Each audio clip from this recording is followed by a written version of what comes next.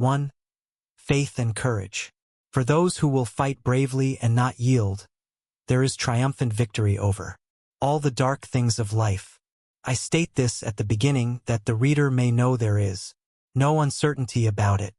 In the course of this book I shall show what are the elements in character and conduct which go to build up the life of calm strength and superlative victory, to stand face to face with truth, to arrive, after innumerable wanderings and pains, at wisdom and bliss, not to be finally defeated and cast out, but ultimately to triumph over every inward foe. Such is man's divine destiny, such his glorious goal, and this every saint, sage, and savior has declared. In the present stage of the life of humanity, comparatively few reach this place of triumph, though all will reach it at last. Yet there is a glorious company of perfect ones who have attained in the past, and their number is being added to with each succeeding age. Men are as yet learners in the school of life, and most men die learners. But there are some who, in this life, through fixity of purpose and strenuous fighting against darkness, pain, and ignorance, acquire a right knowledge of life and pass joyfully beyond the pupil stage. Man is not to remain forever a schoolboy in the universe, to be whipped for follies and errors. When he wills and wishes, he can set his mind upon his task and master the lessons of life, becoming a confident and skilled scholar, living in understanding and peace and not in ignorance and misery. The sorrows of life are profound and deeply rooted, but they can be fathomed and rooted out. The passions and emotions of human nature are, in their ungoverned state, overwhelming and painfully conflicting, but they can be so softened down, harmonized, and wisely directed and understood, as to become obedient servants for the outworking of enlightened purposes. The difficulties of life are great, its battle fierce, and its wished-for issues are uncertain and elusive. So much so, that every hour men and women are breaking down under the strain. Yet these conditions have no objective and arbitrary existence. In their true nature they are subjective and purely mental, and can be transcended. There is no inherent and permanent evil in the universal order, and the mind can be lifted up to the moral altitude where evil can touch it no more. A steadfast faith in an eternal and universal justice, in an overruling good, is the prelude to the life triumphant. The man who aims to become strong, serene, and steadfast at heart must, at the onset, have no doubt that the heart of life is good. He who is to gaze upon the cosmic order and experience the rapture of emancipation must realize that there is no disorder in his life but that which he creates. This realization is difficult, so prone is the mind, in its imperfect stages, to self-pity and self-justification. But it can be attained, and must be attained by him who is to live the freed life. First it must be believed, and the belief must be adhered to, until it ripens into realization and knowledge. The sufferings of life are greatly reduced when they are accepted as disciplinary experiences, and the man of faith does so accept them. The sufferings of life are transcended and put away when all experiences are accounted good, and are utilized in the development of character, and the man of knowledge does so regard and utilize them. Faith is the gray dawn which precedes the full and perfect day of knowledge. Without it, there can be no attainment of strength, no permanent security of heart. The man of faith does not succumb when difficulties present themselves. He does not despair when troubles overtake him. However steep and dark his path may seem, he looks forward to a brighter pathway ahead. He sees a destination of rest and light beyond. They who have no faith in the triumph of good ignominiously succumb to the elements of evil. And this must be so. For he who does not elevate good, elevates evil, and seeing evil as the master of life, he receives the wages of evil. There are those who, having yielded to defeat in the battle of life, talk thoughtlessly about the wrongs they have suffered at the hands of others. They believe and try to make others believe that they would have been successful or rich or famous but for the treachery and villainy of those about them. They tell for the thousandth time how they have been deceived, defrauded, and degraded by others. They imagine that they themselves are all trust, all innocence, all honesty and good nature, and that nearly everyone else is all that is bad and malicious. They tell how they would have been just as prosperous and honored as others if they had been as selfish as those others, and that their great drawback and the chief source in themselves of their failures is that they were born with too great an endowment of unselfishness. Such self-praising complainers cannot distinguish between good and evil, and their faith in human nature and the goodness of the universe is dead. Looking upon others, they have eyes for evil only. Looking upon themselves, they see only suffering innocence. Rather than discover any evil in themselves, they would have all humanity bad. In their hearts they have enthroned the wretched demon of evil as the Lord of life, and see in the course of things only a selfish scramble in which the good is always crushed and the evil rises triumphant.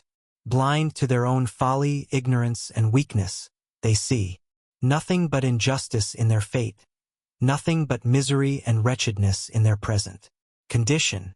He who would have even a useful and successful life, yet alone a spiritually noble and victorious one, must at once root out and cast away this wretched condition of mind that negates all that is good and pure, and gives preeminence to all that is base and impure.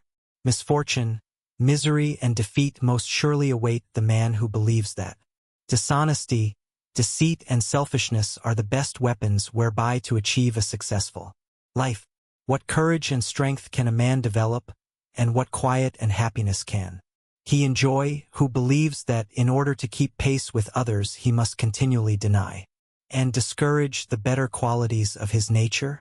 The man who believes that evil is more powerful than good and that bad men have the best of life is still involved in the elements of evil, and, being so involved, he must necessarily suffer defeat.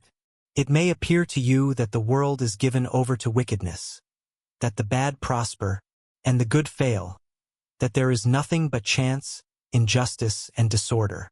But do not believe this, regard it as an elusive appearance. Conclude that you do not see life as it really is, that you have not yet fathomed the causes of things, and that when you can look upon life through a purer heart and a wiser mind, you will see and understand its equity. And truly, when you do so look at life, you will see good where you now see evil, order where now appears disorder, and justice where now injustice seems to prevail. The universe is a cosmos, not a chaos, and the bad do not prosper. It is true there is much evil in the world, otherwise there would be no necessity for moral aims, but there is also much misery in the world, and the evil and misery are related as cause and effect. It is equally true that there is much good in the world, and much abiding gladness, and the good and gladness are related as cause and effect. He who has acquired that faith in the power and supremacy of good, which no apparent injustice, no amount of suffering, and no catastrophe can shake, will pass through all emergencies, all trials and difficulties, with a sublime courage that defies the demons of doubt and despair. He may not succeed in all his plans. He may even encounter much failure. But when he fails, it will be that he may frame nobler purposes and ascend to higher achievements. He will only fail in order to reach a success greater than that of which he first dreamed. His life cannot be a failure. Some of its details will fail, but this will be but the breaking of weak links in the chain of character and events, in order that the whole may be made more strong and complete. There is an animal courage which can calmly face the fire of an enemy in battle, or the fierce rage of beasts, but which fails in the battle of life and breaks down when confronted with the beasts that rage within one's own heart. It requires a higher, diviner courage to remain calm in the hour of deprivation and calamity than in the heat of battle, to overcome self than to overcome another. And this diviner courage is the companion of faith. A mere theological belief commonly confused with faith will not avail. Beliefs about God, Jesus, creation, etc. are merely surface opinions, derived chiefly from custom, which do not reach down to the real life of a man and have no power to bestow faith. Such beliefs may accompany faith, but they are distinct from it. Frequently, those who hold most tenaciously to particular beliefs about God, Jesus, and the Bible are most lacking in faith, that is, they give way to complaint, despondency, and grief immediately after some petty trouble overtakes them. If one is given to irritability, anxiety, hopelessness, and lamentations over the simple things of life, let him know that, in spite of his religious belief or metaphysical philosophy, he lacks faith. For where faith is, there is courage, there is fortitude, there is steadfastness and strength. The opinions of men are lightly to be considered, for they are changing with every new breeze of thought. They have very little part in the reality of things, being the bubbles of a surface effervescence. But behind all opinions there is the same human heart. The godless are they who are goodless, even though they may be members of churches, and make a great profession of faith in God. The godly are they who are goodly even though they make no profession of religion. The complainers and bewailers are the faithless and unbelieving, those who deny or belittle the power of good, and in their lives and actions affirm and magnify the power of evil, are the only real atheists. Faith bestows that sublime courage that rises superior to the petty and selfish disappointments and troubles of life, that acknowledges no defeat except as a step to victory, that is strong to endure, patient to wait, and energetic to struggle, perceives the benign law of truth in all things, and is assured of the final triumph of the heart, and the kingly power of the mind. Light up, then, the lamp of faith in your heart, and walk through the darkness guided by its illuminating rays.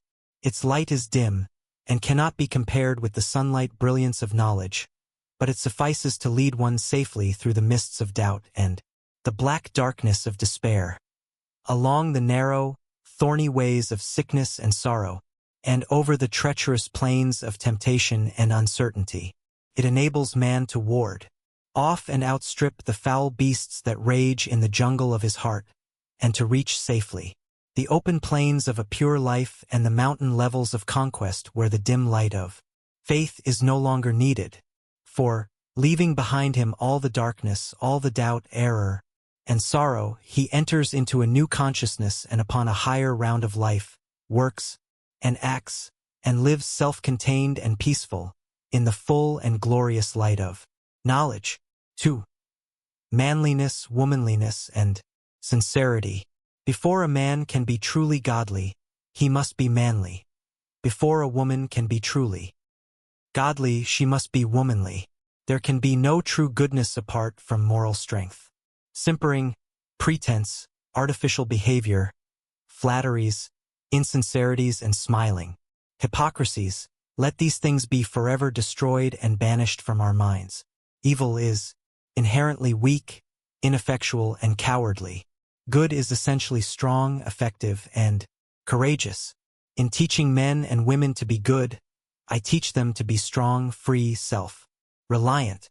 They will greatly misunderstand me and the principles which I enunciate who imagine that because I teach gentleness, purity, and patience I teach the cultivation of an effeminate weakness.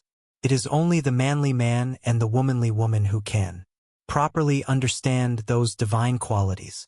No one is better equipped to achieve the life triumphant than they who, along with active moral qualities and a high sense of purity and honor, are also possessed of the strong animal nature of the normal man. That animal force which, in various forms, surges within you, and which, in the hour of excitement, carries you blindly away, causing you to forget your higher nature and to forfeit your manly dignity and honor. That same force controlled, mastered, and rightly directed, will endow you with a divine strength by which you can achieve the highest, noblest, most blissful victories of true living.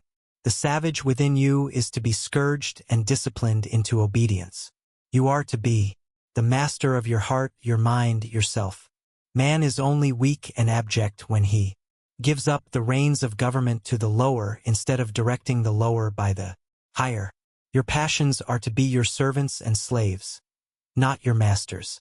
See that you keep them in their places, duly controlled and commanded, and they shall render you faithful, strong, and happy service. You are not vile. There is no part of your body or mind that is vile. Nature does not make mistakes. The universe is framed on truth. All your functions, faculties, and powers are good, and to direct them rightly is wisdom, holiness, happiness. To direct them wrongly is folly, sin, and misery.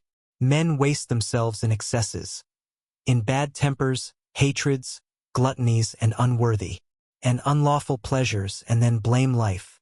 They should blame themselves. A man should have more self-respect than to abuse his nature in any way.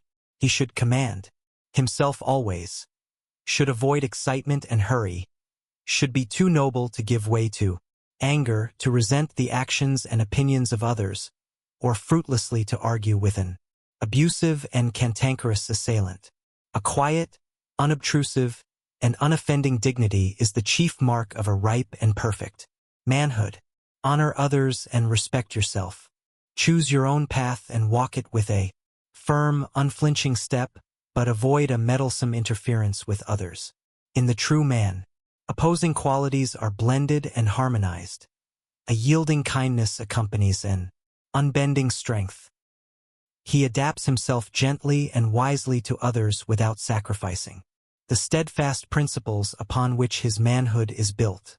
To have that iron strength that can go calmly to death rather than yield one jot of truth, along with that tender sympathy that can shield the weak and mistaken enemy, is to be manly with a divine manhood. Be true to the dictates of your own conscience, and respect all who do the same, even though their conscience should lead them in a direction the reverse of your own. One of the most unmanly tendencies is to pity another because he chooses opinions or religion contrary to those of one's self. Why pity a man because he is an agnostic or an atheist, or a Buddhist, or a Christian, because he does not hold this opinion or that belief?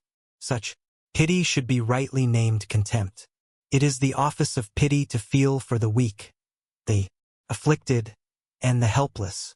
Pity never says, "I pity you." It does kind deeds. It is superciliousness that professes pity. For the strong, the self-reliant, for those who have the courage to mark out their own path and to walk it boldly. Why should he be forced to hold my opinion or yours?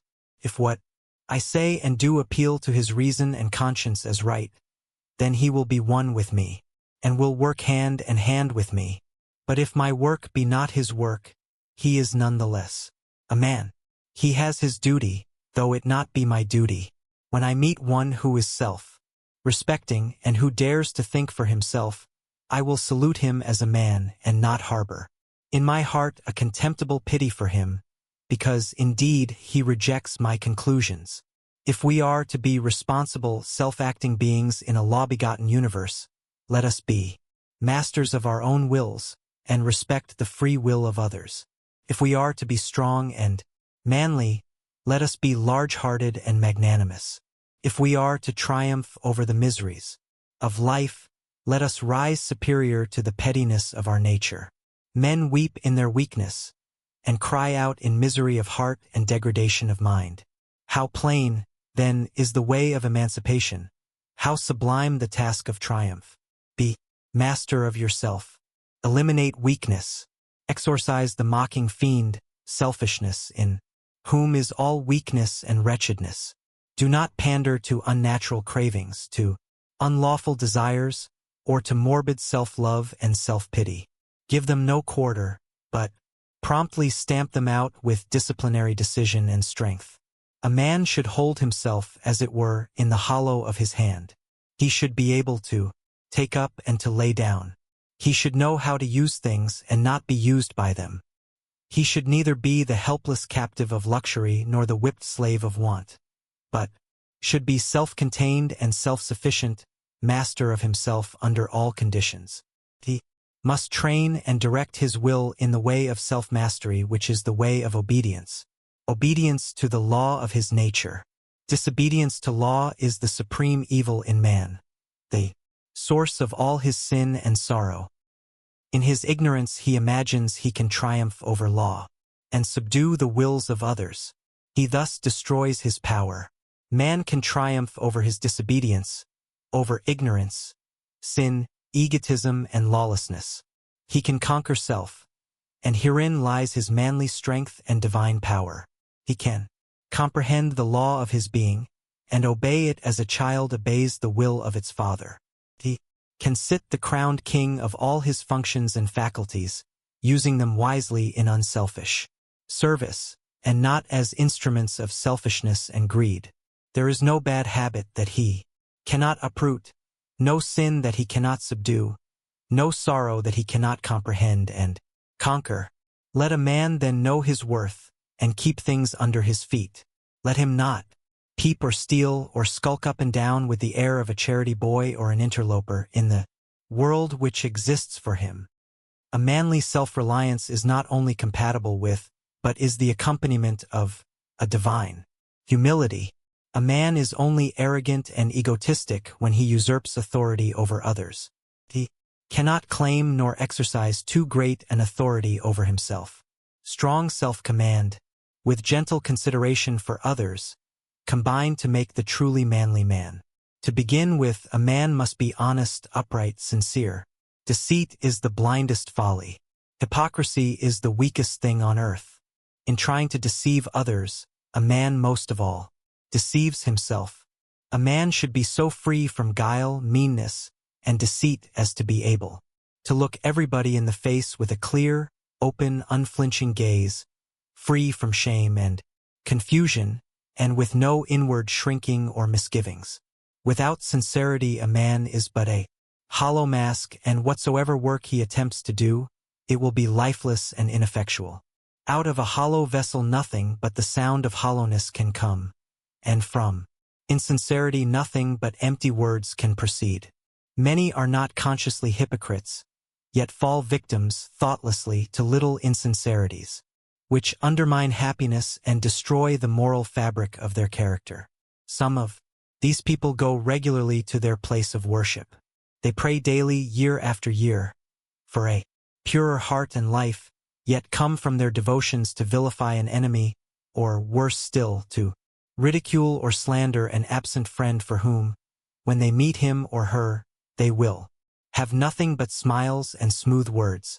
The pitiful part of it is that they are totally unconscious of their insincerity, and when their friends desert them, they speak complainingly of the faithlessness and hollowness of the world, and of people generally, and tell you sadly that there are no true friends in this world.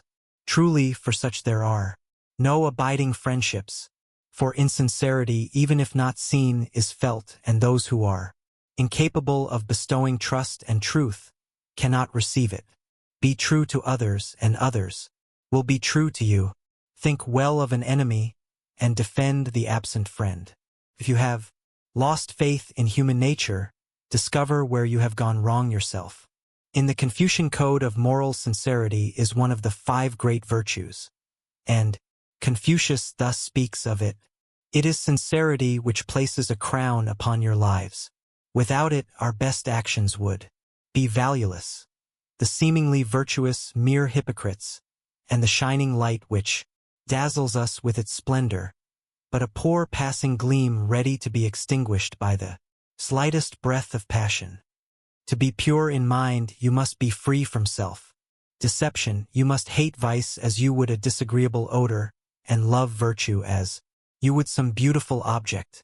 There can be no self-respect without it, and this is why the superior man must be guarded in his hours of solitude. The worthless man secretly employs his idle moments in vicious acts, and there is no limit to his wickedness. In the presence of the pure he plays the hypocrite, and puts forward none but his good qualities. Yet how does this disguise hide him when his true character is revealed to the first scrutinizing glance? It has been said that there is a strict watch kept over that which is pointed at by many hands and gazed at by many eyes. It is in solitude, then, that the upright man has the greatest reason to be guarded. Thus the sincere man does not do or say that which he would be ashamed of were it brought to light. His uprightness of spirit enables him to walk upright and confident among his fellow men. His presence is a strong protection, and his words are direct and powerful because they are true. Whatever may be his work, it prospers. Though he may not always please the ears of men, he wins their hearts. They rely on him, trust, and honor him. Courage, self-reliance, sincerity, generosity, and kindness. These are the virtues which constitute a robust manhood. Without them, a man is but clay in the hands of circumstances, a weak, wavering thing that cannot rise into the freedom and joy of a true life. Every young man should cultivate and foster these virtues, and as he succeeds in living them will he prepare to achieve the life triumphant. I see coming upon the earth a new race of men and women, men who will be men, indeed, strong, upright, noble, too wise to stoop to anger, uncleanness, strife, and hatred, women who would be women indeed, gentle, truthful, pure, too compassionate to stoop to gossip, slander, and deception. From their loins will proceed superior beings of the same noble type, and the dark fiends of error and evil will fall back at their approach. These noble men and women will regenerate the earth. They will dignify man and vindicate nature, restoring humanity to love, happiness, and peace, and the life of victory over sin and sorrow will be established in the earth. 3. Energy and power. How wonderful is the universal energy, never tiring, inexhaustible, and apparently eternal in its operation. It moves in atom and in star, informing the fleeting shapes of tune with its restless, glowing, pulsating power. Man is a portion of this creative energy, and in him it manifests through a combination of mental faculties, as affection, passion, intelligence, morality, reason, understanding, and wisdom. He is not merely a blind conductor of energy, but he consciously uses, controls, and directs it. Slowly but with certainty is he gaining control of the forces without and is making them do obedient service. And just as surely will he gain control of the forces within, the subtle energies of thought, and direct them into channels of harmony and happiness. Man's true place in the cosmos is that of a king, not a slave, a commander under the law of good, and not a helpless tool in the reign of evil.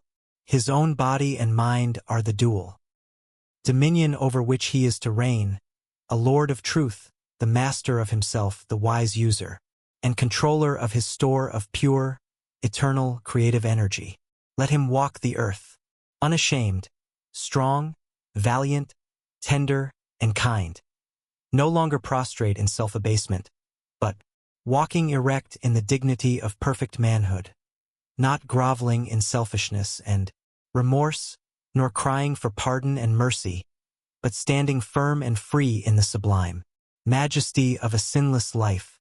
Long has man regarded himself as vile, weak, and unworthy, and has been content to remain so, but in the new era which has just now burst upon the world, he is to make a glorious discovery that he is pure, powerful, and noble when he rises up and wills.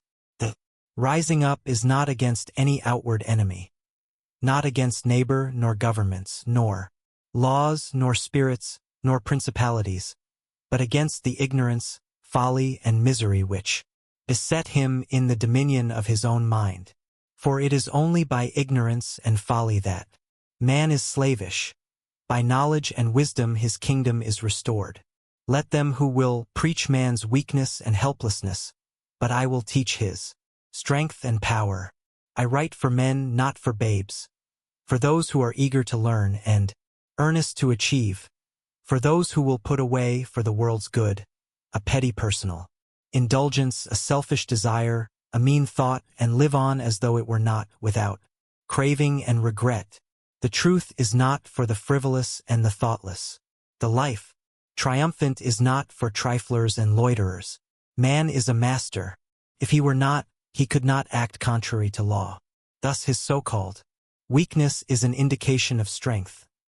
His sin is the inversion of his capacity for holiness. For what is his weakness and sin but misdirected energy, misapplied power? In this sense, the wrongdoer is strong, not weak. But he is ignorant and exerts his strength in wrong directions instead of right, against the law of things instead of with it. Suffering is the recoil of misdirected strength. The bad man becomes good by reversing his conduct. If you are weeping over your sins, cease to commit those sins and establish yourself in their opposing virtues.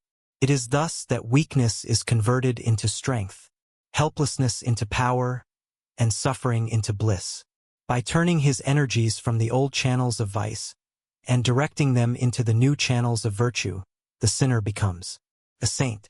While the universal energy may be unlimited, in particular forms its sum is strictly limited. A man is possessed of a given amount of energy, and he can use it or misuse it, can conserve and concentrate it, or dissipate and disperse it. Power is concentrated. Energy, wisdom is that energy adapted to beneficent ends. He is the man of influence and power who directs all his energies towards one great purpose, and patiently works, and waits for its fulfillment, sacrificing his desires in other and more pleasant directions. He is the man of folly and weakness who, thinking chiefly of pleasure, gratifies the desire of the hour or follows the whim and impulse of the moment, and so drifts thoughtlessly into peevishness and poverty of mind. The energy used in one direction is not available for use in other directions. This is a universal law both in mind and matter. Emerson calls it the law of compensation. Gain in a given direction necessitates loss in its opposite direction. The force placed in one scale is deducted from the other scale. Nature is always endeavoring to strike a balance. The energy which is dissipated in idleness is not given to work. The pleasure seeker cannot also be a truth seeker. The force wasted in a fit of bad temper is drawn from the man's store of virtue, particularly the virtue of patience. Spiritually, this law of compensation is the law of sacrifice. Selfish pleasure must be sacrificed if purity is to be gained. Hatred must be yielded up if love is to be acquired. Vice must be renounced if virtue is to be embraced. Earnest men soon discover that if they are to accomplish anything that is successful, strong and enduring in worldly, intellectual, or spiritual channels, they must curb their desires and sacrifice much that seems sweet, even much that seems important.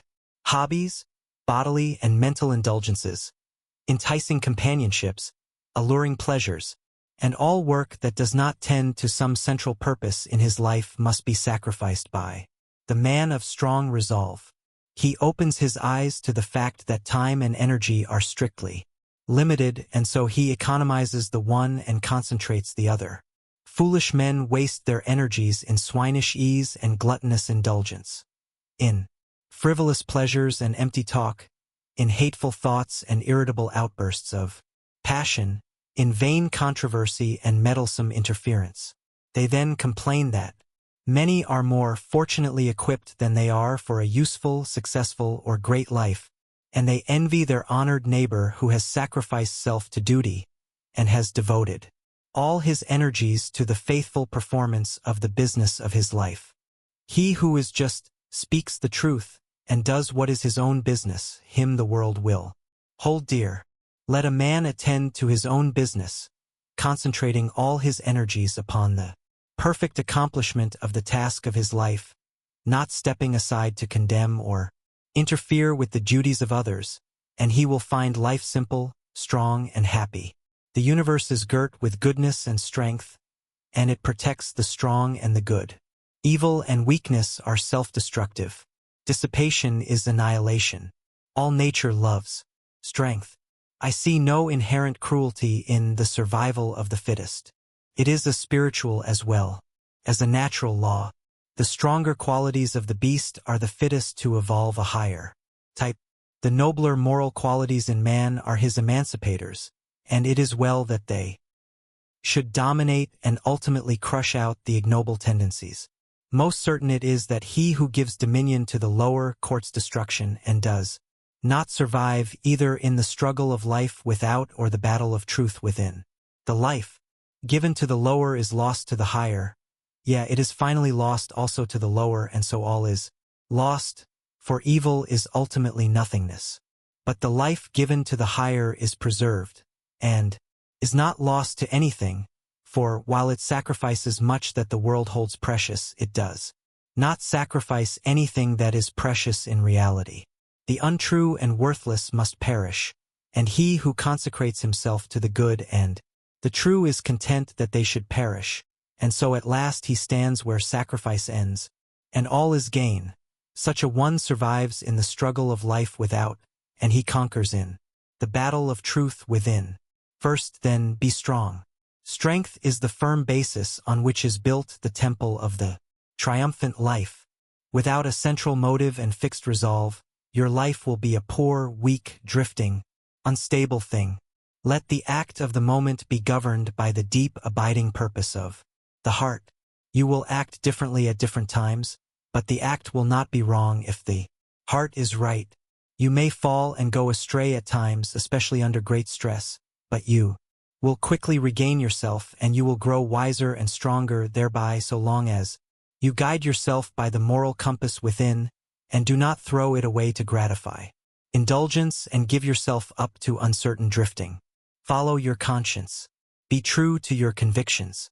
Do at the moment what you regard as right, and put away all procrastination, vacillation, and fear. If you are convinced that, in the performance of your duty under certain circumstances, the severest measures are necessary, carry out those measures, and let there be no uncertainty about it. Err on the side of strength rather than weakness. The measures you adopt may not be the best, but if they are the best you know, then your plain duty is to carry them out. By so doing you will discover the better way, if you are anxious for progress and are willing to learn. Deliberate beforehand, but in the tune of action do not hesitate. Avoid anger and stubbornness, lust and greed. The angry man is the weak man. The stubborn man, who refuses to learn or mend his ways, is the foolish man. He grows old in folly, and gray hairs do not bring him reverence or honor. The sensualist has energy for pleasure only, and reserves none for manliness and self-respect. The greedy man is blind to the nobility of human nature and the glory of a true life. He spends his energies in perpetuating the miseries of hell instead of enjoying the happiness of heaven. Your strength is with you, and you can spend it in burrowing downward or in climbing upward. You can dissipate it in selfishness or conserve it in goodness. The same energy will enable you to become a beast or a god. The course along which you direct it will determine its effect. Do not think the thought, "My mind is weak," but convert weakness into strength and energy into power by redirecting your mental forces. Turn your thoughts into noble channels. Put away vain longings and foolish regrets. Abolish complaint and self-condolence, and have no dalliance with evil. Lift your face upward. Rise up in your divine strength, and spurn from your mind and life all meanness and weakness. Do not live the false life of a whining slave, but live the true life of a conquering master. 4. Self-control and happiness. When mental energy is allowed to follow the line of least resistance, and to fall into easy channels, it is called weakness. When it is gathered, focused, and forced into upward and different directions, it becomes power. And this concentration of energy and acquisition of power is brought about by means of self-control. In speaking of self-control, one is easily misunderstood. It should not be associated with a destructive repression, but with a constructive expression. The process is not one of death, but of life. It is a divine and masterly transmutation in which the weak is converted into the strong, the coarse into the fine, and the base into the noble, in which virtue takes the place of vice, and dark passion is lost in bright intellectuality. The man who merely smothers up and hides away his real nature, without any higher object in view than to create a good impression upon others concerning his character, is practicing hypocrisy and not self-control. As the mechanic transmutes coal into gas and water into steam, and then concentrates and utilizes the finer forces for the comfort and convenience of others, so the man who intellectually practices self-control transmutes his lower inclinations into the finer qualities of intelligence and mortality to the increase of his own and the world's happiness. A man is happy, wise, and great in the measure that he controls himself. He is wretched, foolish, and mean in the measure that he allows his animal nature to dominate his thoughts and actions. He who controls himself controls his life, his circumstances, his destiny, and wherever he goes he carries his happiness with him as an abiding possession. He who does not control himself is controlled by passions, by his circumstances and his fate, and if he cannot gratify the desire of the moment, he is disappointed and miserable. He depends, for his fitful happiness, on external things. There is no force in the universe which can be annihilated or lost. Energy is transformed, but not destroyed. To shut the door on old and bad habits is to open it to new and better ones. Renunciation precedes regeneration. Every self-indulgence, every forbidden pleasure, every hateful thought renounced is transformed into something more purely and permanently beautiful.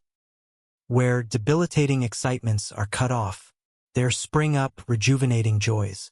The seed dies that the flower may appear, the grub perishes, but the dragonfly comes forth.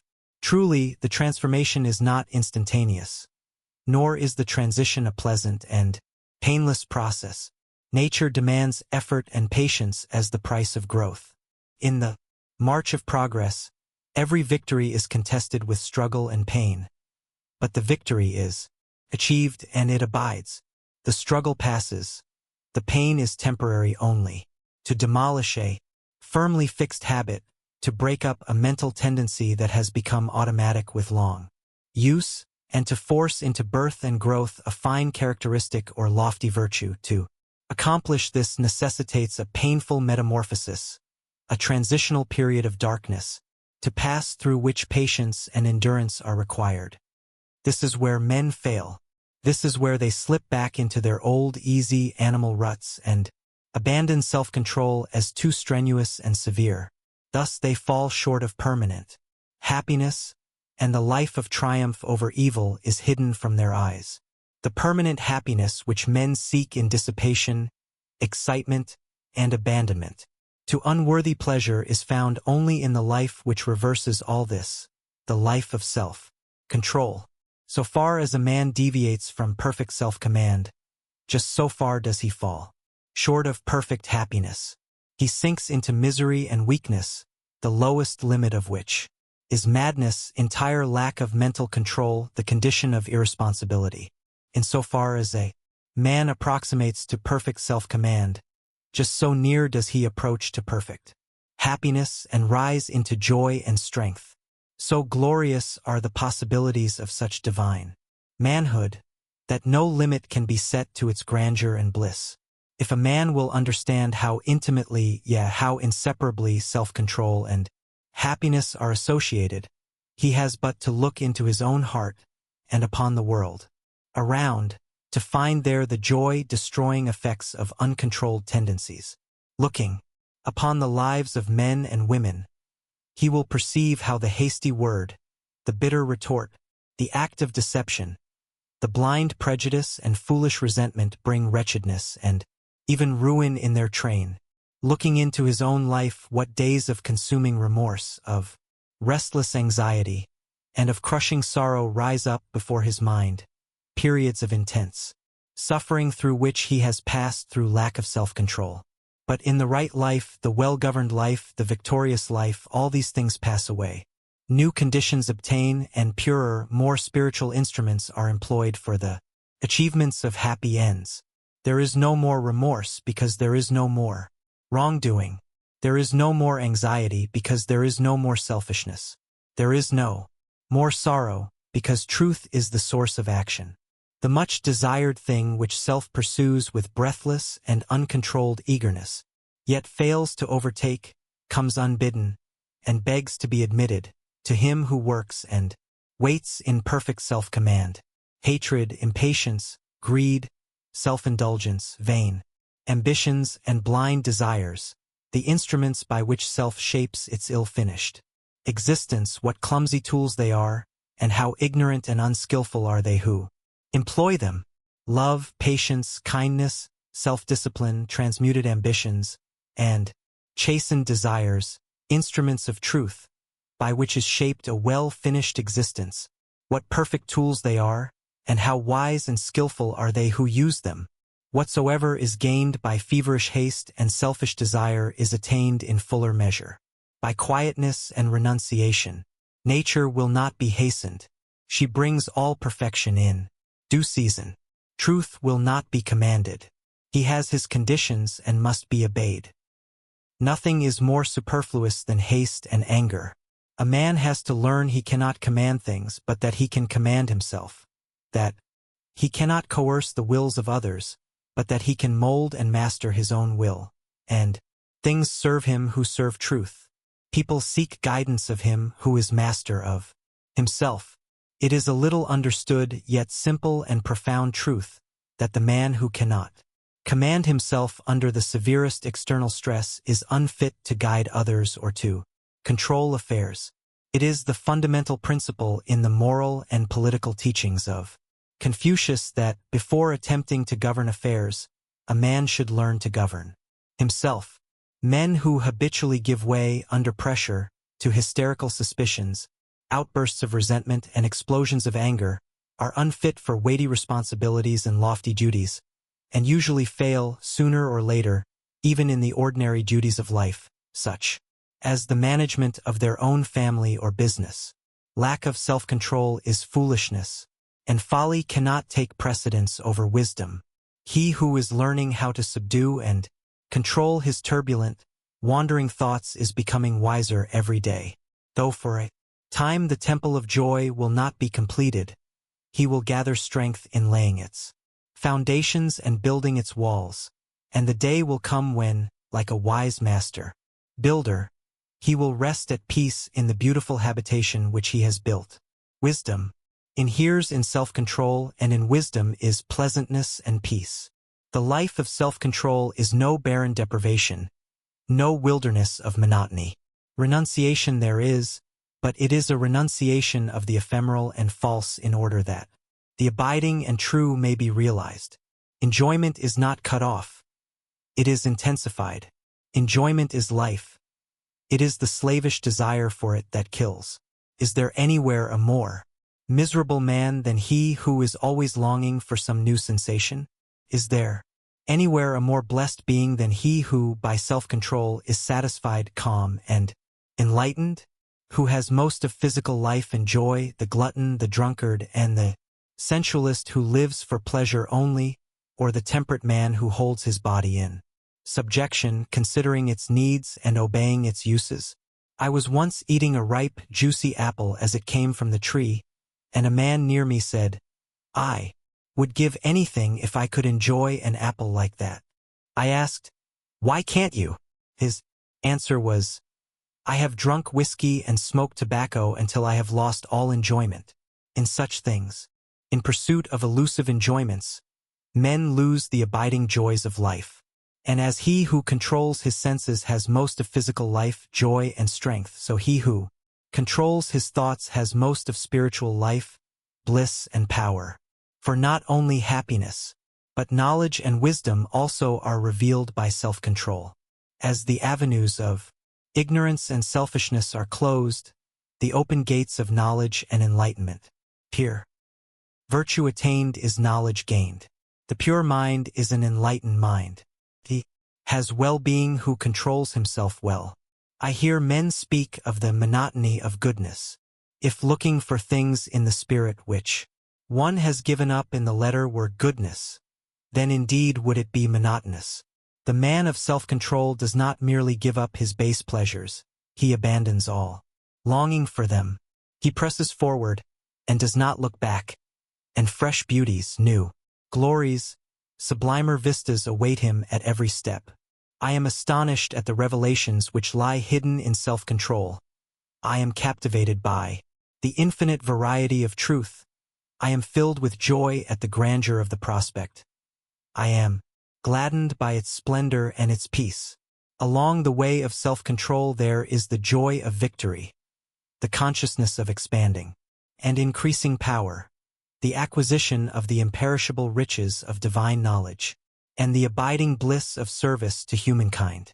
Even he who travels only a portion of the way will develop a strength, achieve a success, and experience a joy which the idle and the thoughtless cannot know. And he who goes all the way will become a spiritual conqueror. He will triumph over all evil, and will blot it out. He will gaze with enrapt vision upon the majesty of the cosmic order, and will enjoy the immortality of truth. 5. Simplicity and freedom. You have known what it is to be physically encumbered by some superfluous load. You have experienced the happy relief of dispensing with such a load. Your experience illustrates the difference between a life burdened with a complexity of desires, beliefs, and speculations, and one rendered simple and free by the satisfaction of its natural needs, and a calm contemplation of the facts of existence, eliminating all argument and speculation. There are those who cumber their drawers, cupboards, and rooms with rubbish and clutter. To such an extent is this carried sometimes, that the house cannot be properly cleaned, and vermin swarms. There is no use for the rubbish, but they will not part with it, even though by so doing they would also get rid of the vermin. But they like to think that it is there, like to feel that they have got it, especially if they are convinced that nobody else has its like. They reason that it may be of some use someday, or it may become valuable, or it brings up old associations which they occasionally resuscitate, and take a paradoxical pleasure in sorrowing over. In a sweet, methodical, well-managed house, such superfluities, bringing with them dirt, discomfort, and care, are not allowed to accumulate. Or should they have accumulated, they are gathered up and consigned to the fire and the trash bin, when it is decided to cleanse and restore the house, and give it light, comfort, and freedom. In a like manner men hoard up in their minds mental rubbish and clutter, cling tenaciously to it and fear its loss. Insatiate desires, thirsty cravings for unlawful and unnatural pleasures, conflicting beliefs about miracles, gods, angels, demons, and interminable theological complexities. Hypothesis is piled upon hypothesis, speculation is added to speculation, until the simple, beautiful, all-sufficient facts of life are lost to sight and knowledge beneath the metaphysical pile. Simplicity consists in being rid of this painful confusion of desires and superfluity of opinions, and adhering only to that which is permanent and essential. And what is permanent in life? What is essential? Virtue alone is permanent. Character is essential. So simple is life when it is freed from all superfluities and rightly understood and lived, that it can be reduced to a few unmistakable, easy to understand, though hard to practice principles.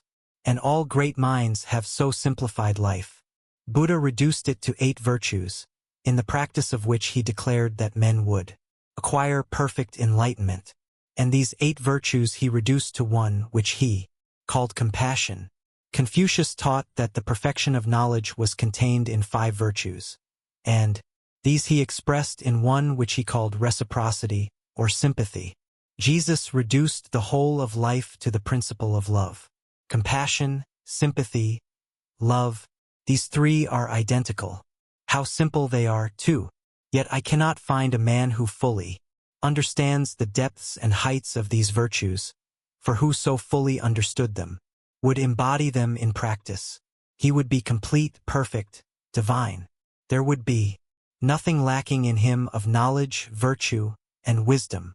It is only when a man sets earnestly to work to order his life in accordance with the simple precepts of virtue that he discovers what piles of mental rubbish he has hoarded up, and which he is now compelled to throw away. The exactions, too, which such a course of conduct make upon his faith, endurance, patience, kindness, humility, reason, and strength of will are, until the mind approaches the necessary condition of purity and simplicity, painful in their severity. The clearing out process, whether of one's mind, home, or place of business, is not a light and easy one, but it ends in comfort and repose. All complexities of detail, whether in things material or mental, are reducible to a few fundamental laws or principles by virtue of which they exist and are regulated. Wise men govern their lives by a few simple rules. A life governed by the central principle of love will be found to be divinely consistent in all its details. Every thought, word, act will fall into proper place, and there will be no conflict and confusion. What? Asked the learned man of the Buddhist saint who had acquired a wide reputation for sanctity and wisdom. What is the most fundamental thing in Buddhism? The saint replied, the most fundamental thing in Buddhism is to cease from evil and to learn to do good. I did not ask you, said the learned man, to tell me what every child of 3 knows. I want you to tell me what is the most profound, the most subtle, and the most important thing in Buddhism. The most profound, the most subtle, the most important thing in Buddhism, said the saint, is to cease from evil and to learn to do well. It is true that a child of 3 may know it, but gray-haired old men fail to put it into practice. The commentator then goes on to say that the learned man did not want facts. He did not want truth. He wanted to be given some subtle metaphysical speculation which would give rise to another speculation, and then to another, and so afford him an opportunity of bringing into play the wonderful intellect of which he was so proud. A member of a philosophical school once proudly said to me, "Our system of metaphysics is the most perfect and the most complicated in the world." I discovered how complicated it was by becoming involved in it and then pursuing the process of disentanglement back to the facts of life, simplicity, and freedom. I have since learned how better to utilize my energy and occupy my time in the pursuit and practice of those virtues that are firm and sure, rather than to waste it in the spinning of the pretty but unsubstantial threads of metaphysical cobwebs. But while regarding with disfavor assumption and pride, and that vanity which mistakes its own hypothesis for reality, I set no premium on ignorance and stupidity. Learning is a good thing. As an end in itself, as a possession to be proud of, it is a dead thing. But as a means to the high ends of human progress and human good, it becomes a living power. Accompanied with a lowly mind, it is a powerful instrument for good. The Buddhist saint was no less learned than his proud questioner, but he was more simple and wise. Even hypotheses will not lead us astray if they are perceived as mere hypotheses and are not confounded with facts. Yet the wisest men dispense with all hypotheses and fall back on the simple practice of virtue. They thus become divine and arrive at the acme of simplicity, enlightenment, and emancipation. To arrive at the freedom and joy of simplicity, one must not think less, he must think more. Only the thinking must be set to a high and useful purpose, and must be concentrated upon the facts and duties of life, instead of dissipated in unprofitable theorizing. A life of simplicity is simple in all its parts because the heart which governs it has become pure and strong, because it is centered and rested in truth. Harmful luxuries in food and vain superfluities in dress, exaggerations of speech and insincerities of action, thoughts that tend to intellectual display and empty speculation, all these are set aside, in order that virtue may be better understood and more earnestly embraced.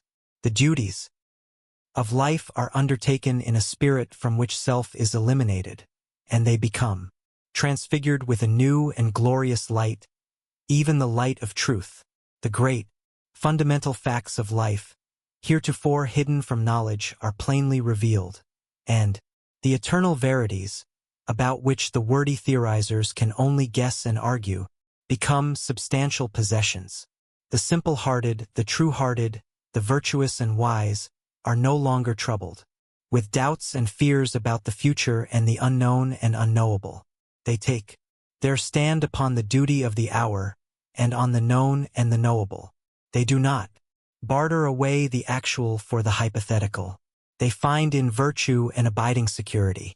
They find in truth an illuminating light which, while it reveals to them the true order of the facts of life, throws a halo of divine promise about the abyss of the unknown. And so, they are at rest. Simplicity works untrammeled and becomes greatness and power. Suspicions, deceptions, impurities, despondencies, bewailings, doubts, and fears, all these are cast away, left behind and ignored, and the freed man, strong, self-possessed, calm, and pure, works in unclouded assurance and inhabits heavenly plains. 6. Right thinking and repose.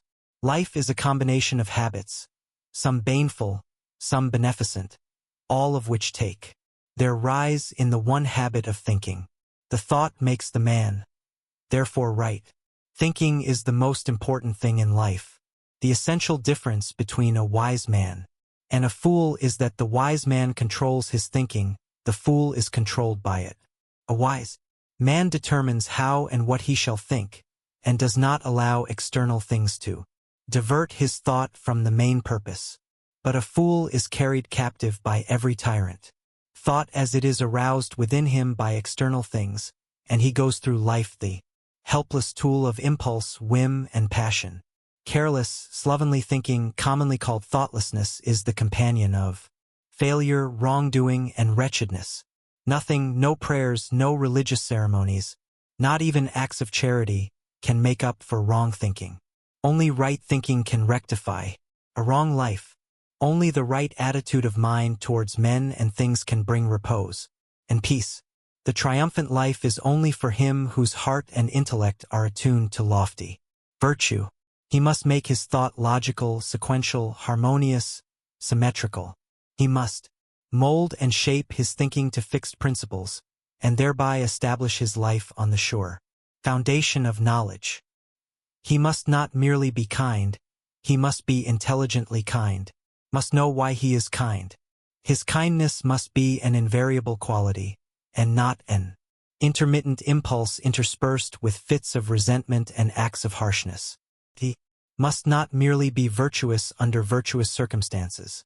His virtue must be of a kind that shall continue to shine with unabated light when he is assailed with vicious circumstances. He must not allow himself to be hurled from the throne of divine manhood by the shocks of fate or the praise and blame of those around him. Virtue must be his abiding habitation, his refuge from the whirlwind and the storm. And virtue is not only of the heart, it is of the intellect also, and without this virtue of the intellect, the virtue of the heart is imperiled. Reason, like passion, has its vices. Metaphysical speculations are the riot of the intellect, as sensuality is the riot of the affections. The highest flights of speculation, pleasing as they are, reveal no place of rest, and the strained mind must return to facts and moral principles to find that truth which it seeks.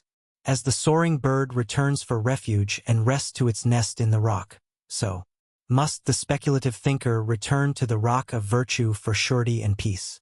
The intellect must be trained to comprehend the principles of virtue and to understand all that is involved in their practice.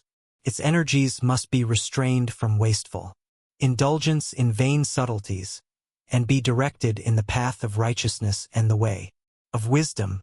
The thinker must distinguish in his own mind between reality and assumption. He must discover the extent of his actual knowledge. He must know what he knows. He must also know what he does not know. He must learn to discriminate between belief and knowledge, error and truth. In his search for the right attitude of mind which perceives truth and works out a wise and radiant life, he must be more logical than logic, more merciless in exposing the errors of his own mind than the most sarcastic logician is in exposing the errors of the minds of others. After pursuing this course of discrimination for a short time, he will be astonished to find how small is the extent of his actual knowledge. Yet he will be gladdened by its possession, for small as it is the pure gold of knowledge. And what is better, to have a few grains of gold hidden away in tons of, or where it is useless, or to extract the gold and throw away the ore? As the miner sifts away bushels of dull earth to find the sparkling diamond, so the spiritual miner, the true thinker, sifts away from his mind the accumulation of opinions, beliefs, speculations, and assumptions to find the bright jewel of truth which bestows upon its possessor wisdom and enlightenment, and the concentrated knowledge which is ultimately brought to light by this sifting process is found to be so closely akin to virtue that it cannot be divided from it, cannot be set apart as something different. In his search for knowledge, Socrates discovered virtue. The divine maxims of the great teachers are maxims of virtue. When knowledge is separated from virtue, wisdom is lost. What a man practices, that he knows. What he does not practice, that he does not know. A man may write treatises or preach sermons on love, but if he treats his family harshly, or thinks spitefully of his enemy, what knowledge has he concerning love? In the heart of the man of knowledge there dwells a silent and abiding compassion that shames the fine words of the noisy theorist.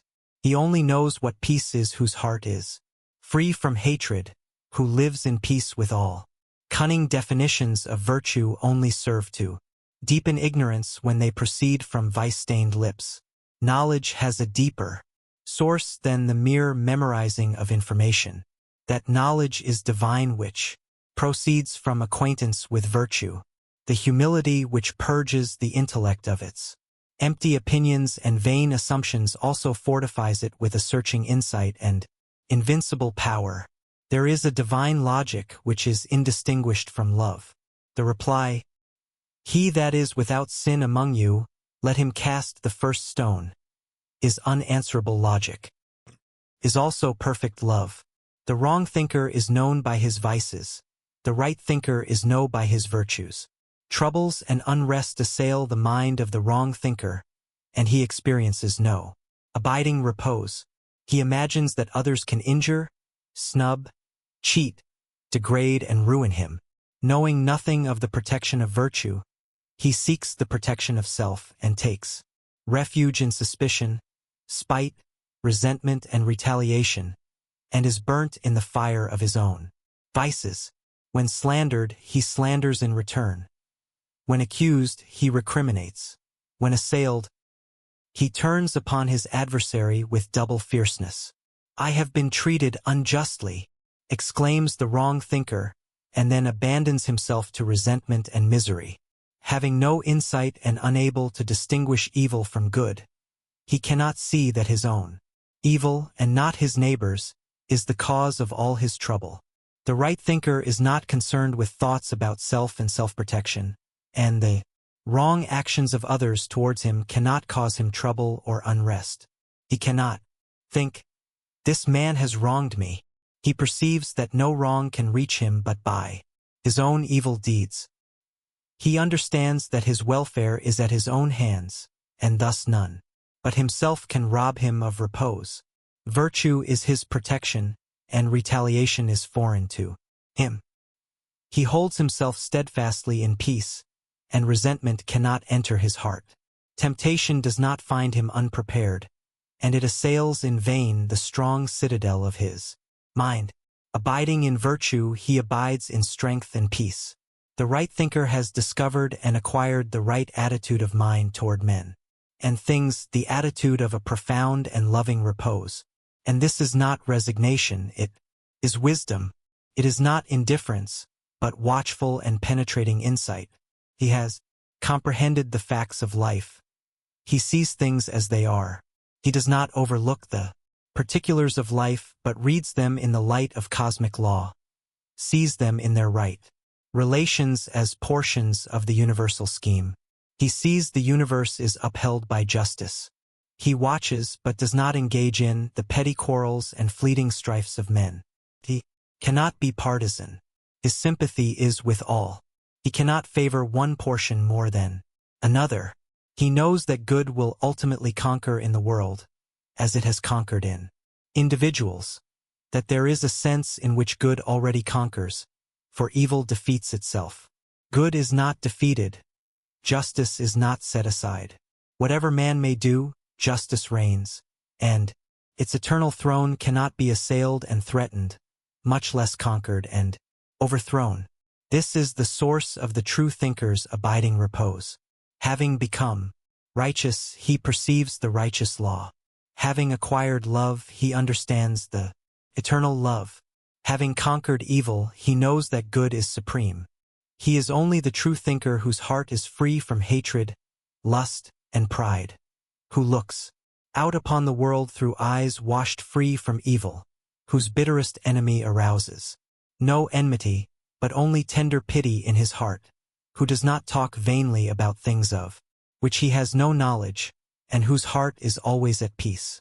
And by this a man may know that his thoughts are in accordance with the truth, that there is no more bitterness in his heart, that malice has departed from him, that he loves, where he formerly condemned. A man may be learned, but if he is not wise he will not be a true thinker. Not by learning will a man triumph over evil. Not by much study will he overcome sin and sorrow. Only by conquering himself will he conquer evil. Only by practicing righteousness will he put an end to sorrow. Not for the clever, nor the learned, nor the self-confident is the life triumphant, but for the pure, the virtuous, the wise. The former achieve their particular success in life, but the latter alone achieve the great success, a success so invincible and complete that even an apparent defeat shines with added victory. Virtue cannot be shaken. Virtue cannot be confounded. Virtue cannot be overthrown. He who thinks in accordance with virtue, who acts righteously, whose mind is the servant of truth, he it is who conquers in life and in death. For virtue must triumph, and righteousness and truth are the pillars of the universe. 7. Calmness and resource. He who has truth is always self-possessed.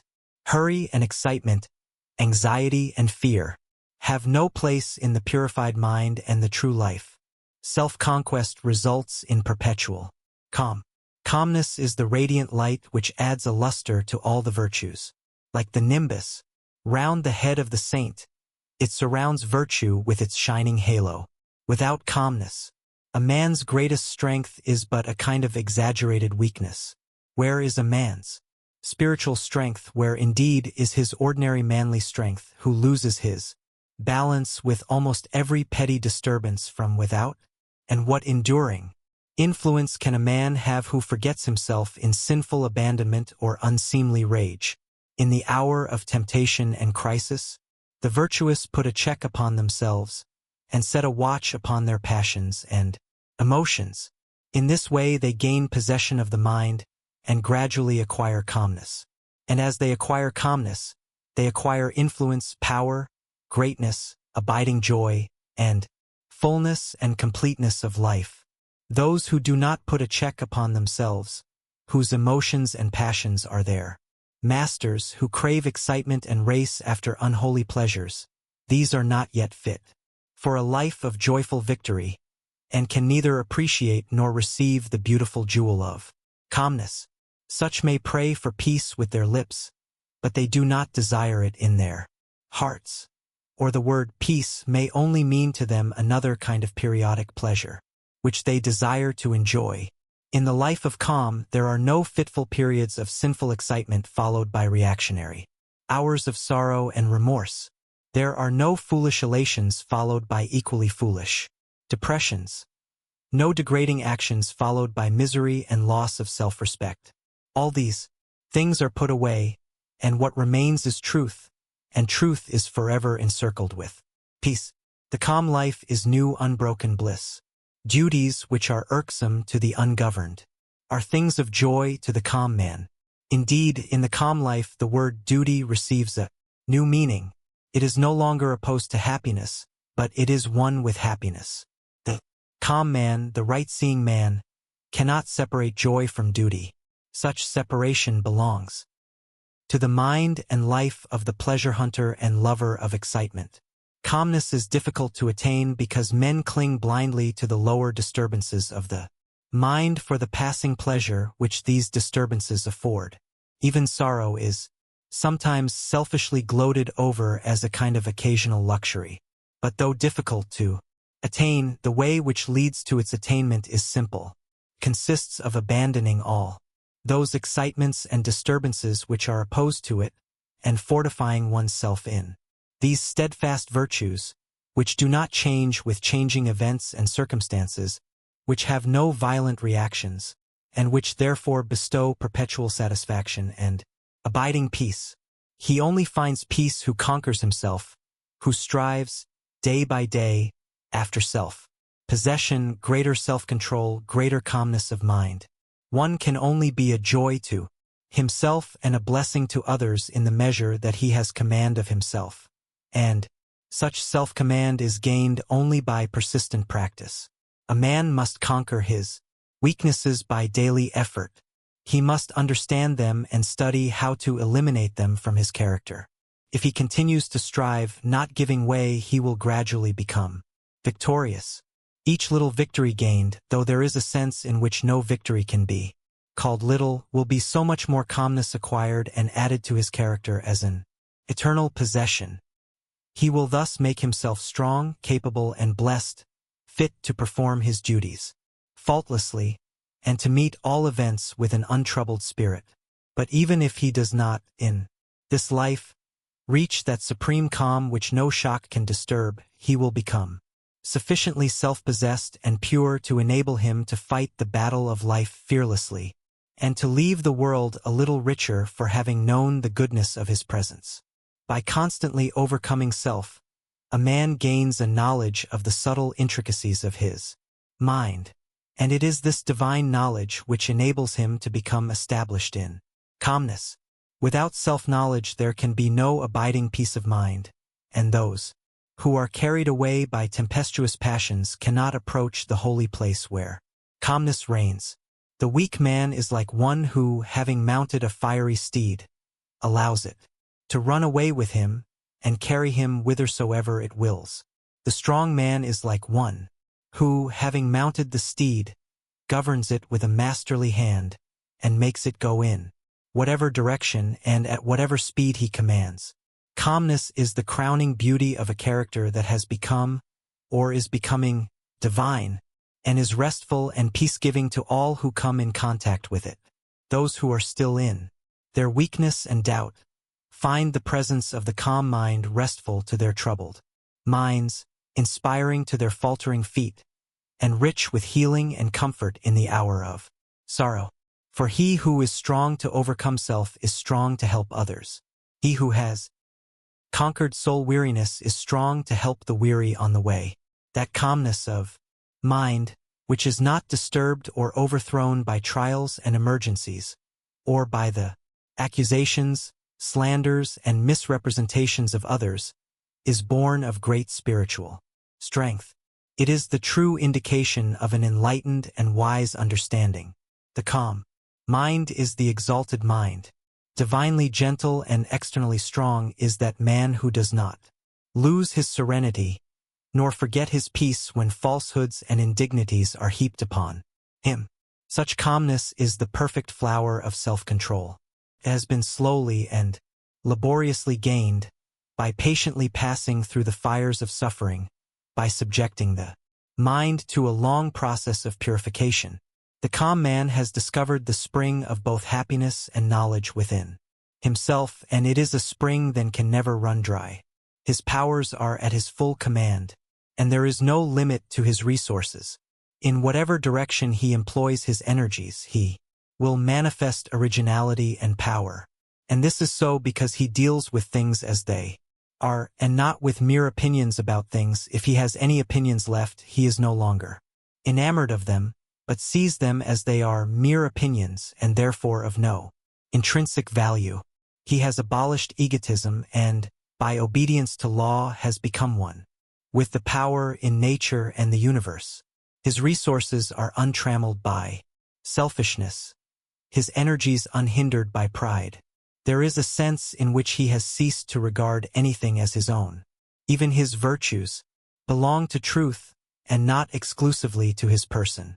He has become a conscious principle of cosmic power and is no longer a mean, dwarfed thing seeking petty personal ends. And having put away self, he has put away the greed, the misery, the troubles and fears, which belong to self. He acts calmly and accepts all consequences with equal calmness. He is efficient and accurate, and perceives all that is involved in any undertaking. He does not work blindly. He knows that there is no chance of favor. The mind of the calm man is like the surface of a still lake. It reflects life and the things of life truly, whereas the troubled mind, like the troubled surface of the lake, gives back a distorted image of all things which fall upon it. Gazing into the serene depths within him, the self-conquered man sees a just reflection of the universe. He sees the cosmic perfection, sees the equity in his own lot. Even those things which are regarded by the world as unjust and grievous, and which formerly appeared so to him, are now known to be the effects of his own past deeds, and are therefore joyfully accepted as portions of the perfect whole. Thus his calmness remains with him with its illimitable fund of resource in joy and enlightenment. The calm man succeeds where the disturbed man fails. He is fit to deal with any external difficulty who has successfully grappled with the most intricate difficulties and problems within his own heart. He who has succeeded in governing the within is best equipped to govern the without. The calm mind perceives a difficulty in all its bearings and understands best how to meet it. The disturbed mind is the lost mind. It has become blind, seeing not whither to go, but only feeling its own unhappiness and fear. The resources of the calm man are superior to all incidents which may befall him. Nothing can alarm him, nothing can find him unprepared, nothing can shake his strong and steadfast mind. Wheresoever duty may call him, there will his strength manifest itself. There will his mind, free from the frictions of self, exhibit its silent and patient power. Whether he be engaged in things worldly or things spiritual, he will do his work with concentrated vigor and penetrating insight. Calmness means that the mind is harmoniously adjusted, perfectly poised. All its extremes, once so antagonistic and painful, are reconciled, merged into one grand central principle with which the mind has identified itself.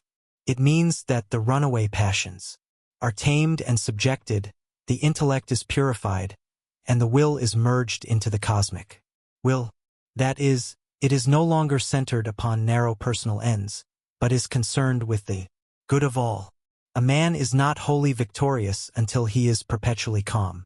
While passing things disturb him, his understanding is unripe, his heart is not altogether pure. A man cannot advance in the triumph of life while he flatters and deceives himself. He must awake and be fully alive to the fact that his sins, sorrows, and troubles are of his own making and belong to his own imperfect condition. He must understand that his miseries have their root in his own sins and not in the sins of others. He must strive after calmness as the covetous man strives after riches, and he must not rest satisfied with any partial attainment. He will thus grow in grace and wisdom, in strength and peace, and calmness will descend upon his spirit as the refreshing dew descends upon the flowers. Where the calm mind is, there is strength and rest, there is love and wisdom. There is one who has fought successfully innumerable battles against self, who, after long toil in secret against his own failings, has triumphed at last.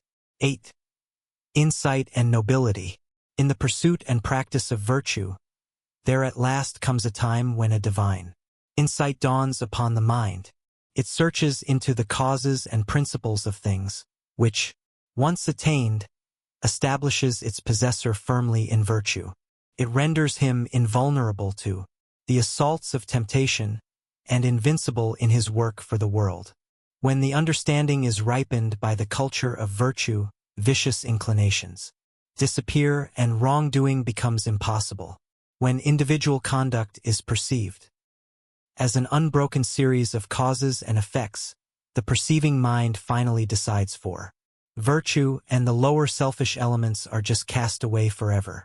Until a man perceives the just law which operates in human life, whatever virtue he may manifest at any given time, he is not firmly established in nobility of character, he is not fully armored with righteousness, and is not safely lodged in his final refuge. Not having acquired that perfect insight which knows good and evil and which perceives the effects of all deeds both good and bad, he breaks down when assailed by temptation at those points in his character which are not well fortified, those which have so far dimmed his spiritual insight and barred him from perfect vision. By thus breaking down he discovers that within which has hindered him, and by setting to work to remove the hindrance he ascends still higher in the scale of virtue and approaches nearer to the perfect insight into the true order of life which makes a man divine. Under certain circumstances a man, held in restraint by the influence of friends, by custom and environment, and not by his own inherent purity and strength, will appear to have, and may believe he possesses, a virtue of which he knows nothing in reality. And his lack of such virtue only appears when all outward restraints are withdrawn, and, under temptation, the concealed weakness and vice make themselves manifest. On the other hand, the man of superior virtue will seem, in a familiar environment, to be much the same as his weaker fellows, and his virtue will not be apparent to those about him. But when he is suddenly brought in contact with great temptations or extraordinary events, his latent virtue appears in all its beauty and strength. Insight destroys the dominion of evil and reveals the faultless operation of the good law. The man of perfect insight cannot sin, because he fully understands the nature of good and evil, and it is impossible for one who knows good and evil in all their ramifications of cause and effect to choose the evil and reject the good. Just as the sane man would not choose ashes in preference to food, so the spiritually awakened man would not choose evil in preference to good. The presence of sin is an indication of self-delusion and of ignorance. The spiritual vision is warped or undeveloped, and there is confusion of mind concerning the nature of good and evil. In the early stages of virtue, a man arrays himself against the forces of evil which appear to him to be overpowering in their might, and almost, if not entirely, unconquerable. But, with the advent of insight, a new light is thrown upon the nature of things, and evil appears as it actually is, a small, dark, powerless thing, a mere negation, and not a formidable force or combination of forces. The man of insight knows that the root of evil is ignorance and not an intelligent power, and that all sin and suffering proceed therefrom. Thus, knowing evil to be merely a deprivation of good, he cannot hate it, but manifests compassion for all sinning and suffering beings. Indeed, he who has so far conquered the evil in his own heart as to know the nature and source of evil cannot possibly hate, dislike, or despise any being, no matter how far removed from virtue it may be. But, while fully perceiving the degradation of character, he understands the dark spiritual condition from which such degradation springs, and so he pities and helps where, without insight, he would hate and despise. Love ever attends upon insight, and pity waits on knowledge. That insight which proceeds from self-purification and long acquaintance with virtue makes itself manifest in the form of ripeness of character. There is an unchanging strength and sweetness combined, a clearness of intellect, a virile strength of will, and a gentleness of heart, a combination which denotes a cultured, mellowed, perfected being. One who has acquired sympathy, compassion, purity, and wisdom. Thus, while goodness gives insight, insight renders goodness permanent, fixes the mind in the love and practice of all that is pure and noble, and stamps upon man's brow the seal of divinity. The man whose goodness is of the kind that does not alter with altered environment or with the changing attitudes of those around him has reached the divine goodness. He understands the supreme good. He is no longer concerned with evil as a thing that can harm, but he is concerned with good only. And so he ignores evil and recognizes only good. He perceives that men commit evil out of the mistaken idea of good, and, thus, perceiving no hatred against any can enter his peaceful heart. The life of such a man is powerful, no matter how obscure it may be, for goodness is the most powerful thing in the world. The fact of his living and moving among men confers incalculable benefit upon the race, although during his lifetime this may not be perceived or understood. So powerful is goodness that the destiny of the world was, is, and will be in the hands of the good. Those who are good are the guides and emancipators of humanity. In the present period of its development, they are taking the race rapidly along in its evolutionary journey. And this not in any mystical or miraculous sense, but in a very practical and normal sense, by their exemplary lives, by the power of their deeds. The good men who help the world are not wonder-workers, though undeveloped minds have ever tried to make them such, but the workers of righteousness, servants of the good law.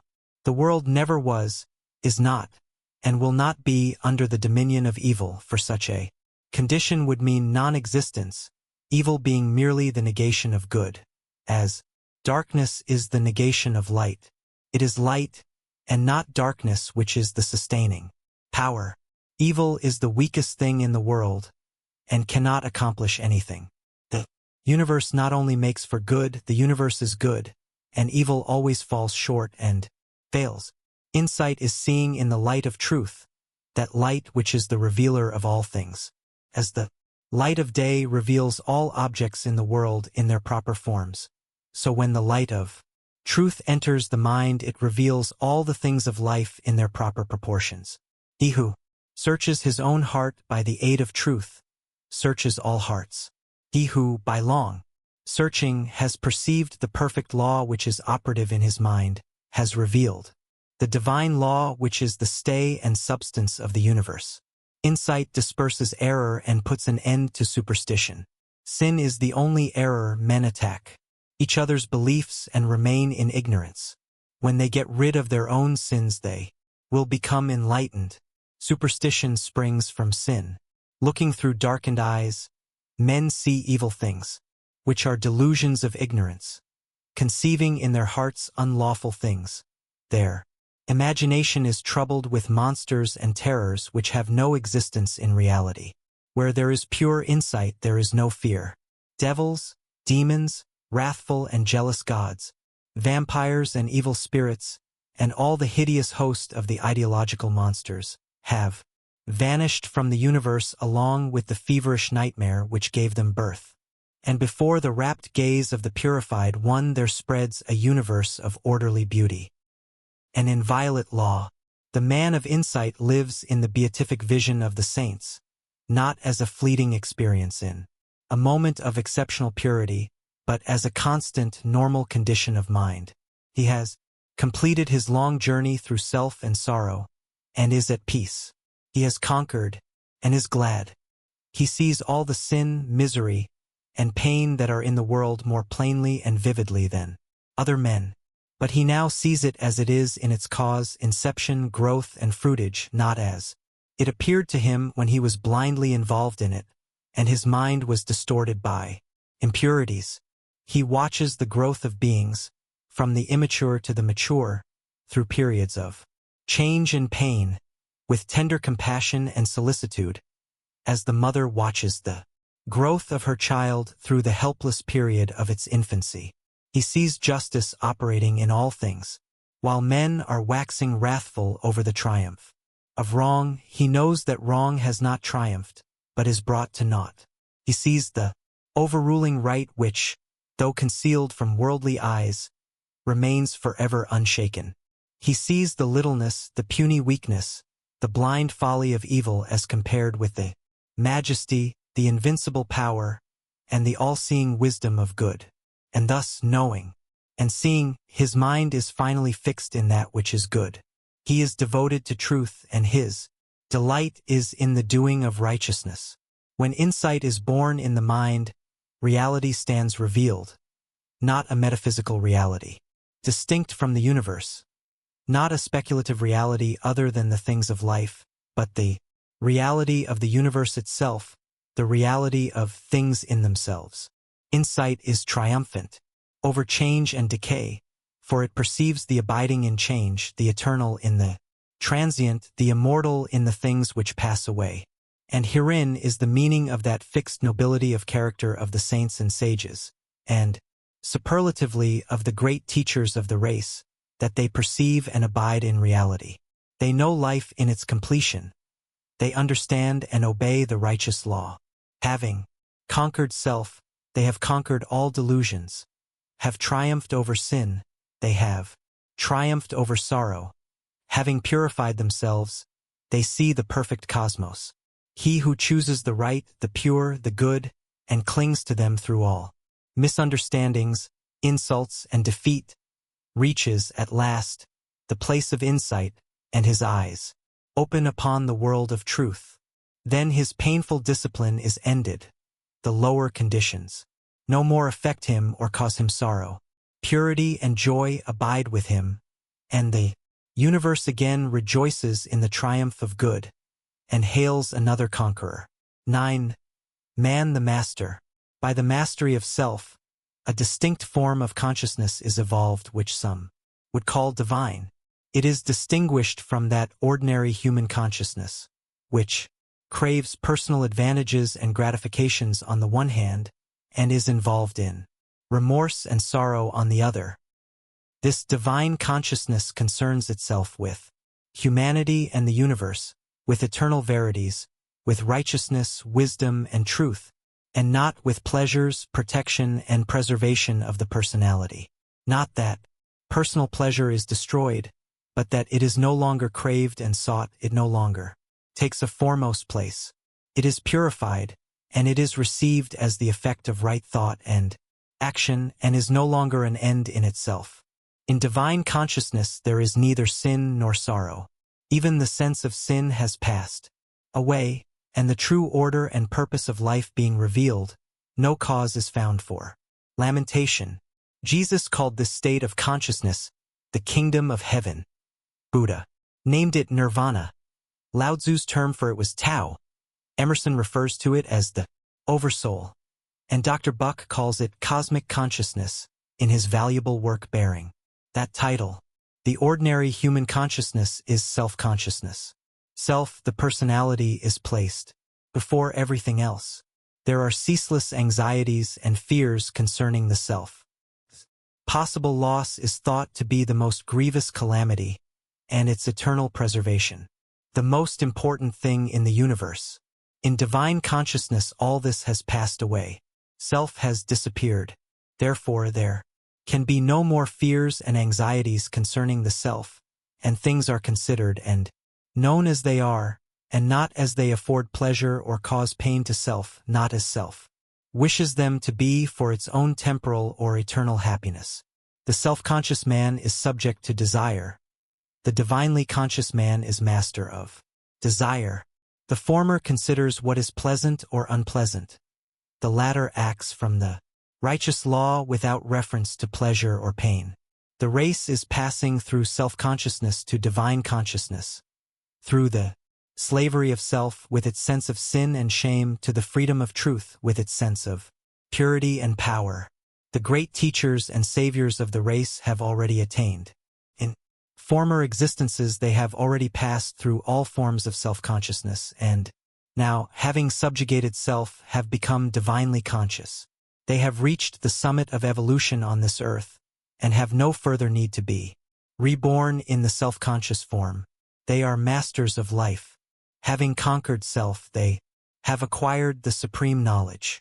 Some of them are worshipped as God because They manifest a wisdom and a consciousness which is quite distinct from the normal self-consciousness of humanity, and which is therefore regarded with and surrounded by incomprehensible mystery.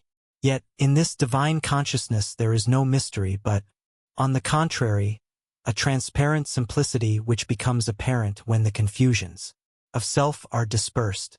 The abiding gentleness, the sublime wisdom, the perfect calm of the great teachers, qualities which appear supernatural when viewed from the self-consciousness state, are seen to be simple and natural when the first glimmering of divine consciousness dawns in the mind, and such divine consciousness does not appear until a high degree of morality is attained by self-conscious man. Man becomes divinely conscious, divinely wise, divinely gentle and strong in the measure that he subdues and dominates within those passions by which humanity is subdued and dominated. The divine master is one who has attained mastery over self. The abiding nobility, beneficent characteristics, and unobtrusive virtue which mark off the spiritually enlightened man from others are the fruits of self-conquest, the logical outcome of a long struggle to master and comprehend those mental forces which the self-conscious man blindly obeys without understanding. Self-conscious man is a slave to self. Obeying self-centered inclinations, he is in submission to his passions, and to the sorrows and pains which allegiance to those passions inflict upon him. He is conscious of sin and sorrow, but sees no way out of these conditions, and so he invents theologies which he substitutes for effort and which, while affording him fitful comfort through uncertain hope, leave him the easy victim of sin and the willing prey of sorrow. Divinely conscious man is the master of self. He obeys truth and not self. He curbs and directs his inclinations and is conscious of a growing power over sin and sorrow. He sees that there is a way out of these conditions by the path of self-mastery. He needs no theologies to aid him, but exerts himself in right doing, and is gladdened by a sense of victory and increasing purity and power. When his mastery is complete, he has no inclinations but those which accord with truth. He has then become the conqueror of sin and is no longer subject to sorrow. Enlightened, wise, and ever more peaceful and happy is he who has subjected, overcome, and cast out the turbulent self that reigned within. The tempests of sorrow do not chill him. The cares and troubles which beset man pass him by, and no evil thing overtakes him. Secure in divine virtue, no enemy can overthrow him. No foe can do harm. Kind and peaceful, no person, power, nor place can rob him of repose. There is no enemy but self, no darkness but ignorance, no suffering but that which springs from the insubordinate elements of one's own nature. No man is truly wise who is involved in likes and dislikes, wishes and regrets, desires and disappointments, sins and sorrow. All these conditions belong to the self-conscious state and are indications of folly, weakness, and subjection. He is truly wise who, in the midst of worldly duties, is always calm, always gentle, always patient. He accepts things as they are, and does not wish nor grieve, desire nor regret. These things belong to the divinely conscious state, the dominion of truth, and are indications of enlightenment, strength, and mastery. He who does not desire riches, fame, or pleasures, who enjoys what he has, yet does not lament when it is taken from him, he is indeed wise. He who desires riches, fame, and pleasure, who is discontented with what he has, yet laments when it is taken from him, he is indeed foolish.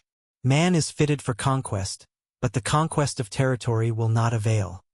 He must resort to the conquest of self. The conquest of territory renders man a temporal ruler, but the conquest of self makes him an eternal conqueror. Man is destined for mastery, not the mastery of his fellow men by force, but the mastery of his own nature by self-control. The mastery of his fellow men by force is the crown of egotism, but the mastery of self by self-control is the crown of humility. He is man the master who has shaken off the service of self for the service of truth, who has established himself in the eternal verities. He is crowned not only with perfect manhood but with divine wisdom. He has overcome the disturbances of the mind and the shocks of life. He is superior to all circumstances. He is the calm spectator, but no longer the helpless tool of events. No more a sinning, weeping, repenting mortal. He is pure, rejoicing, upright, immortal. He perceives the course of things with a glad and peaceful heart. A divine conqueror, master of life and death. 10. Knowledge and victory. Faith is the beginning of the triumphant life, but knowledge is its consummation. Faith reveals the way, but knowledge is the goal. Faith suffers many afflictions. Knowledge has transcended affliction. Faith endures. Knowledge loves. Faith walks in darkness but believes. Knowledge acts in light and knows. Faith inspires to effort. Knowledge crowns effort with success. Faith is the substance of things hoped for. Knowledge is the substance of those things possessed. Faith is the helpful staff of the pilgrim. Knowledge is the city of refuge at the journey's end. Without faith there will be no knowledge, but when knowledge is acquired, the work of faith is finished. The life triumphant is a life of knowledge. And by knowledge is meant not book learning, but life learning. Not superficial facts committed to memory, but the deep facts and truths of life grasped and comprehended. Apart from this knowledge there is no victory for man, no rest for his weary feet, no refuge for his aching heart. There is no salvation for the foolish except by becoming wise. There is no salvation for the sinful except by becoming pure. There is no liberation for man from the turmoil and troubles of life but through divine knowledge reached by the pathway of a pure and blameless life. Nowhere is there permanent peace except in an enlightened condition of mind. And a pure life and an enlightened mind are identical. But there is salvation for the foolish because wisdom can be acquired. There is salvation for the sinful because purity can be embraced. There is liberation for all men from the troubles and turmoil of life because whosoever wills to do so, whether rich or poor, learned or unlearned, can enter the lowly way of blamelessness which leads to perfect knowledge. And because of this, that there is deliverance for the captives and victory. For the defeated, there is rejoicing in the high places, and the universe is glad. The man of knowledge, being victorious over himself, is victorious over sin, over evil, over all the disharmonies of life. Out of the old mind marred by sin and sorrow, he has framed a new mind glorified by purity and peace. He has died out of the old world of evil and is reborn in a new world where love and faultless law prevail, where evil is not, and he has become deathless in immortal good. Anxiety and fear, grief and lamentation, disappointment and regret, wretchedness and remorse, these things have no part in the world of the wise. They are the shadowy inhabitants of the world of self and cannot nay, they are seen to have no substantiality in the light of wisdom. The dark things of life are the dark conditions of a mind not yet illuminated by the light of wisdom. They follow self as the shadow of substance. Where selfish desires go, there they follow. Where sin is, there they are. There is no rest in self. There is no light in self. And where the flames of turbulent passions and fires of consuming desires are rife, the cool airs of wisdom and peace are not felt. Safety and assurance, happiness and repose, satisfaction and contentment, joy and peace. These are the abiding possessions of the wise, earned by right of self-conquest, the results of righteousness, the wages of a blameless life. The substance of a right life is enlightenment knowledge, and the spirit of knowledge is peace. To be victorious over self in all the issues of life is to know life as it is in reality, and not as it appears in the nightmare of self. It is to be in peace in all passages, and not to be stricken with trouble and grief in the common happenings of life. as the ripe scholar is no more troubled by incorrect work and lessons imperfectly done, and the painful reproof and punishment formerly inflicted by his teachers are left behind forever, so the perfected scholar in virtue, the wise man and woman, the enlightened doer of righteousness, is no more troubled with wrongdoing and folly, which are merely the imperfectly accomplished lessons of life, and the scourging of sorrow and remorse have passed away forever. The skilled scholar has no more doubt or fear concerning his ability. He has overcome and dispersed the ignorance of his intellect. He has attained to learning, and he knows that he has attained. And he so knows because, having undergone innumerable tests in the forms of lessons and examinations, he has at last proved his skill by passing successfully through the severest tests of scholarship. And now he no longer fears, but rejoices when severe tests are applied to prove his ability. He is capable, confident, and glad. Even so, the skilled doer of righteousness is no more troubled with doubt and fear concerning his destiny. He has overcome and dispersed the ignorance of his heart. He has attained to wisdom, and he knows that he has attained. And he so knows because, where he formerly failed and fell when tested by the wrong conduct of others, he now maintains his patience and calmness under the severest tests of accusation and reproof. Herein is the glory and victory of divine knowledge, that understanding the nature of deeds, both good and bad, the enlightened doer of good deeds no longer suffers through the bad deeds of others. Their actions towards him can never cause him pain and sorrow, nor rob him of his peace. Having taken refuge in good, evil can no more reach nor harm him. He returns good for evil, and overcomes the weakness of evil by the power of good. The man who is involved in bad deeds imagines that the bad deeds of others are powerful to do him injury and are filled with grievous harm against him. He is stung with pain and overwhelmed with sorrow, not for his own bad deeds, for these he does not see, but for the wrong deeds of others. Involved in ignorance, he has no spiritual strength, no refuge, and no abiding peace. The man victorious over self is the true seer. He is not the seer of spirits or supernatural phenomena, for such seeing is narrow and illusory. He is the seer of life as it is, both in its particular aspects and in its divine principles, the seer of the spiritual universe of cosmic law, cosmic love, and cosmic liberty. The man of knowledge and victory, who has shaken off the painful dreams of self, has awakened with a new vision which beholds a new and glorified universe.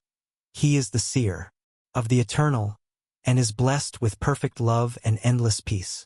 He is lifted far above all sordid desires, narrow aims, and selfish love and hate, and being so lifted up, he perceives the lawful course of things, and does not grieve when overtaken by the inevitable.